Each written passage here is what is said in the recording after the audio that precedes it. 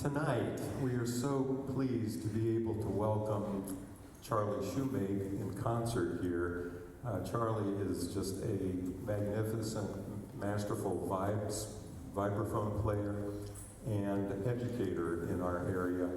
He's played with such a long list of people, including George Shearing, whom he was with for 7 or 8 years, touring around with him, where he got to play with people like Joe Pass on a nightly basis. He's also played with Phil Woods, recorded with Harold Land, Tommy Flanagan, Hank Jones, Bill Mays, just a whole host of folks. So it's wonderful, and I think I'm safe in saying Charlie's had a 70-plus years as a professional musician and is a real treasure of our area. So we're thrilled to have him here and really honor him here with an all-star group of our Central Coast players, including Dave Becker on saxophone, Jamaal Baptiste on piano, Ken Hustad on bass, Darrell Voss on drums. So, please welcome, first of all, the quartet is going to play first, and then Charlie will come up. So, let's say the Dave Becker Quartet.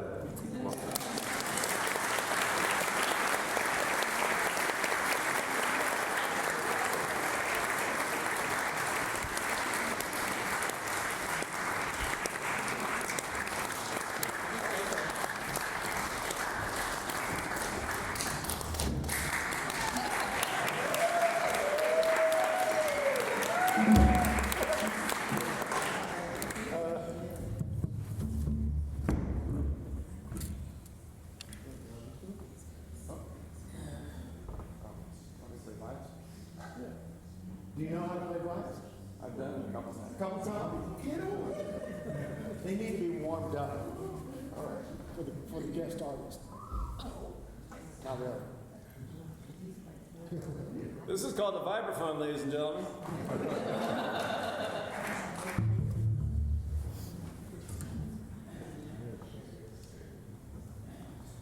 So Charlie is allowing me to be a warm-up act for him.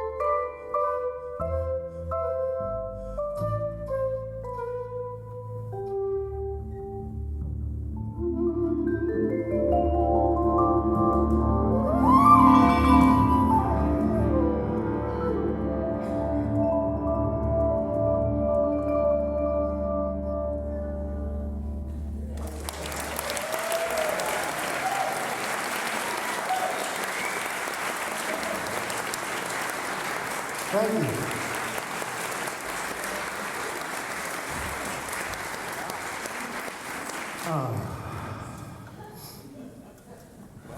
I'm glad I got the flute out of the way.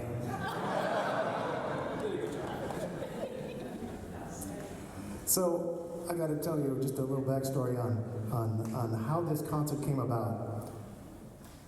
Last semester, spring semester, I was like, I wanted to give a present to myself. So I contacted Charlie and asked if he would take me on as a student. And I took lessons starting in, what was it, Charlie, like end of May, I think? And we'd do a lesson about every 2 or 3 weeks. And I would try to learn a new tune. And my old brain trying to soak up new information and retain it. And I realized that my sponge was full a long time ago. I was able to memorize the first solo he gave me, which is a Hank Mobley solo, of a tune that we're going to play right now. And then I've been trying to learn other solos, of course, of Phil Woods, and guys that he's played with, and it's just so awesome. And this gem, this treasure that we have of a player and an educator, and what he brings to the jazz community here is so awesome. And this concert is long overdue for the Jazz Federation putting on, and we would like to now bring to the stage the featured soloist, the great Charlie Shoemake.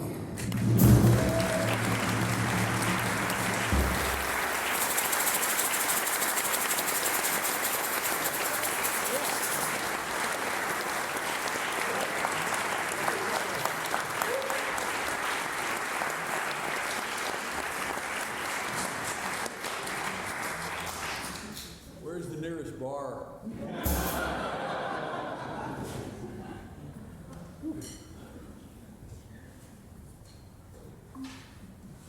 Sounds great, Bill.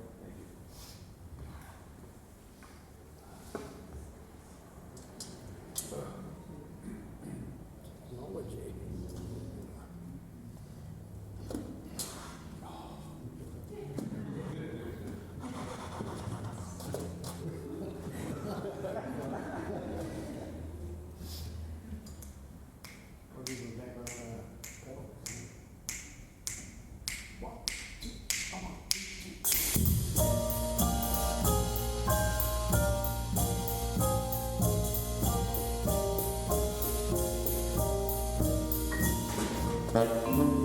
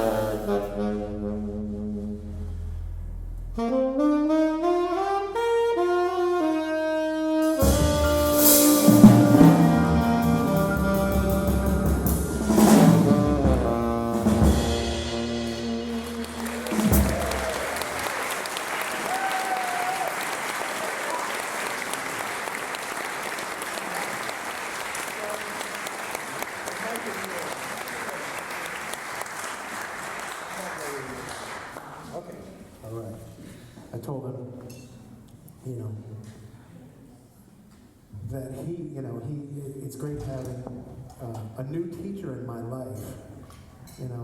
It's never too late to learn new information. It's harder to. But I'm enjoying it. And so my theory was, Charlie, just give me those great solos that, like, he has filing cabinets full. How many? What, over 800? Yeah, Over 800 solos transcribed. my teachers. Yeah. Between the years of when did you do that bulk of that transcript? AD or BC? 80. So both? But now BC is before COVID, so we'll just say BC. This next one is a Sonny Rollins tune, a lesser-known waltz called Valse Hot.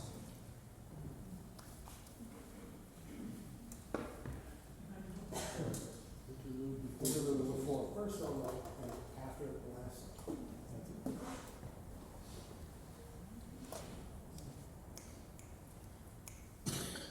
One, two, three, two.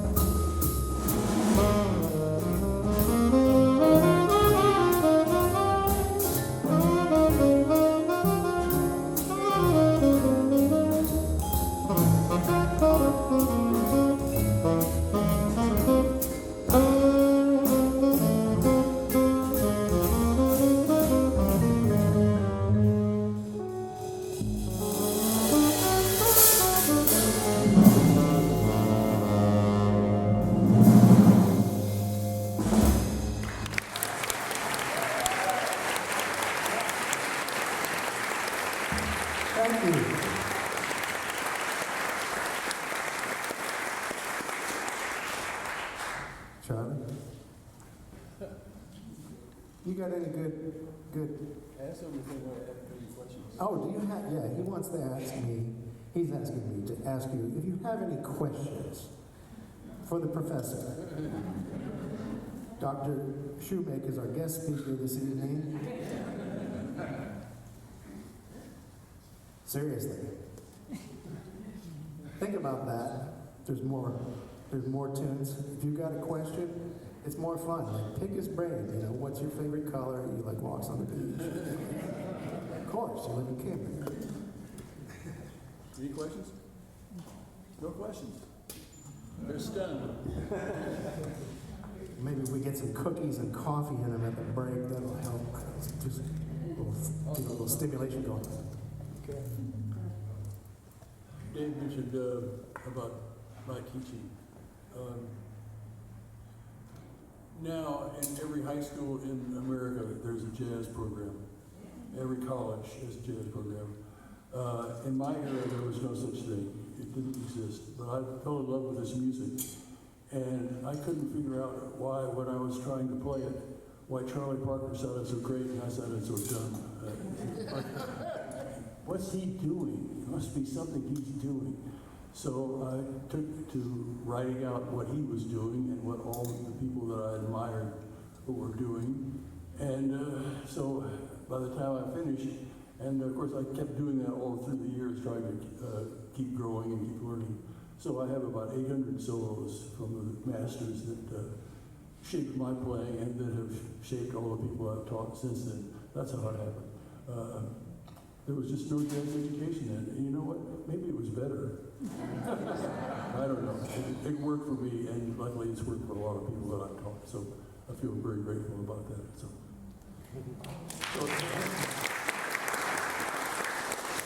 So later on, if anybody has any questions about my career or anything about where jazz is today, or anything, just ask it, and I'll answer it. So the guys up here who are also wonderful players can answer that too. Okay. Quick question. This is so much music. Favorite crazy road story? Well, I was on the road for 7 years with George Shearing, and there were a few. Gosh, let me see. Okay, this one is really weird. We were in Indianapolis, and there was a TV program that emanated out of Indianapolis. It didn't go nationwide, but it went to about 3 or 4 states in the Midwest. And we were scheduled, the George Shearing Quintet was scheduled to appear there. And so the day that we were supposed to appear, the night before, Bobby Kennedy had been assassinated. So there was a pallor of gloom over the nation, and we didn't perform. So the next day, we did perform, and unfortunately, the show emanated from at about 8 in the morning. So you can imagine jazz musicians at 8 in the morning. So we played, and as most, I don't know how well versed you are in George Shearing, but George Shearing was an unbelievably brilliant pianist. And he was blind, sightless from birth. And so he always wore dark glasses when he performed. So the group was playing, and we played a couple of tunes, and it seemed like some other guests had not showed up for the TV show. So after we played a couple, we thought we were through within the director said, "Could you play one more?" Well, in between the time that we had finished and getting ready to leave, our bass player, who was like not at his best at 8 in the morning, had his shades on too. So we played a tune. It was George Shearing with dark glasses, and the bass player with dark glasses. Then out of left field, the guy says, "Just could you do one more?" The whole band had on dark glasses. It was the blind band. And nobody seemed to notice it. That was what was really. Maybe it was early for them too. I don't know.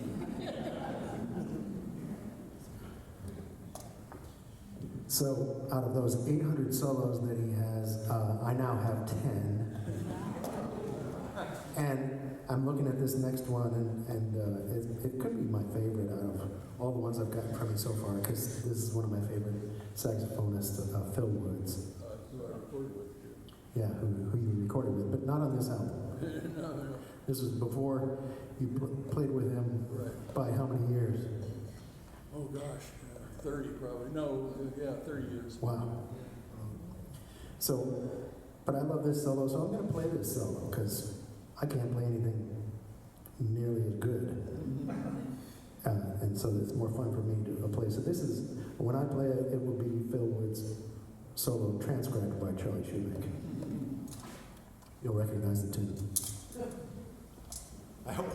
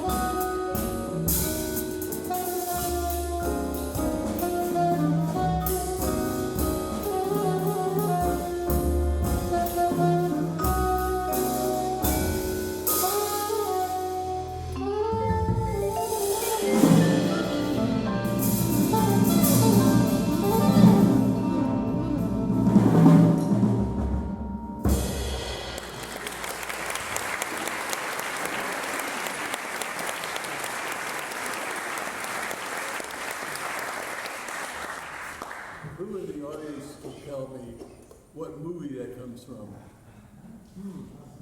Wow, 100 people, not one? The Uninvited, 1944, Raymond Land, Fred guy. yeah, The Uninvited. Victor Young, great composer. Henry Mancini's hero, Victor Young, wrote Sailed by Starlight.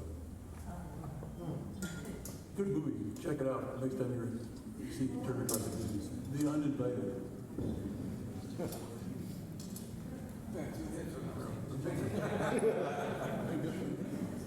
Welcome to jazz appreciation class.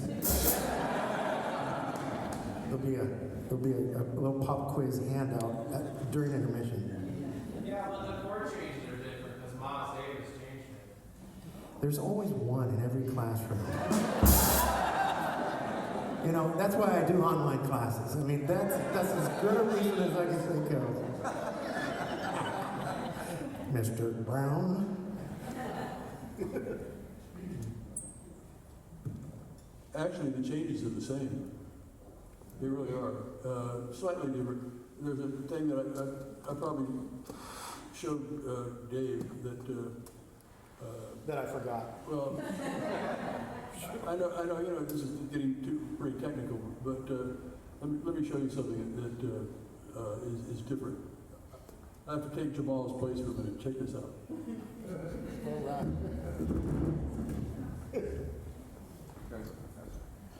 Love it. Victor Young wrote Stella by Starlight, and it started this way.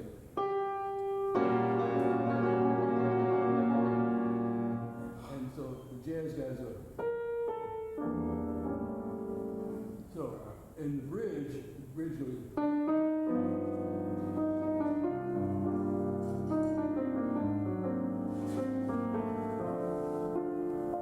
But a brilliant arranger named Bill Holman, when he wrote for Stan Kenton, did this.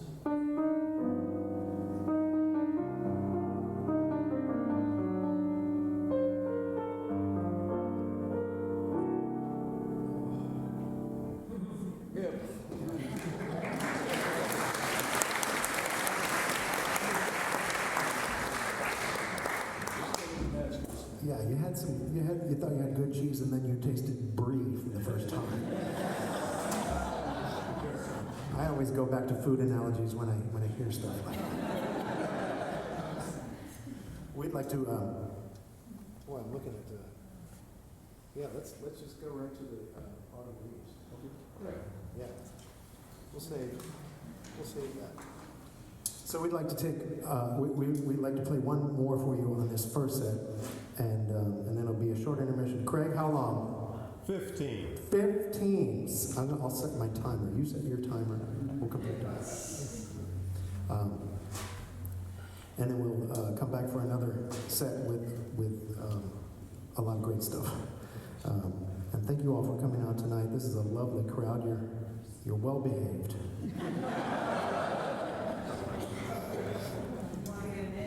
That's right. You want to get an A. That's right. That's right.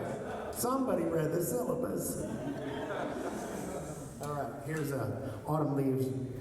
Since it is autumn, and the hills are finally turning green. We get leaves that go from green to what, brown. I know we get a couple of colors around town, but nothing like the Northeast. All right, here it is.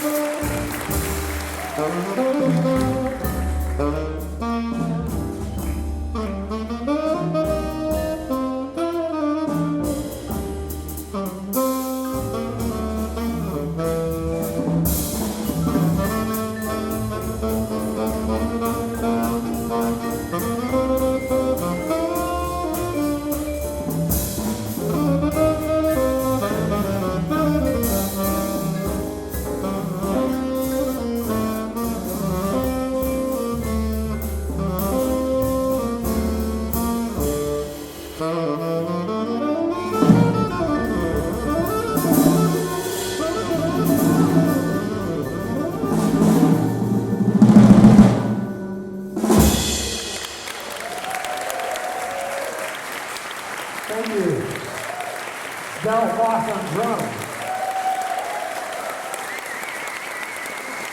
Ken Houston on bass. Jamaal Baptiste on piano. And Charlie Shoemake on the vibe. The good vibe. I'm Dave Becker. Thank you so much. That's our first set. Have a nice 15-minute break, have some cookies and coffee, and think about more questions. And we'll see you for the second half.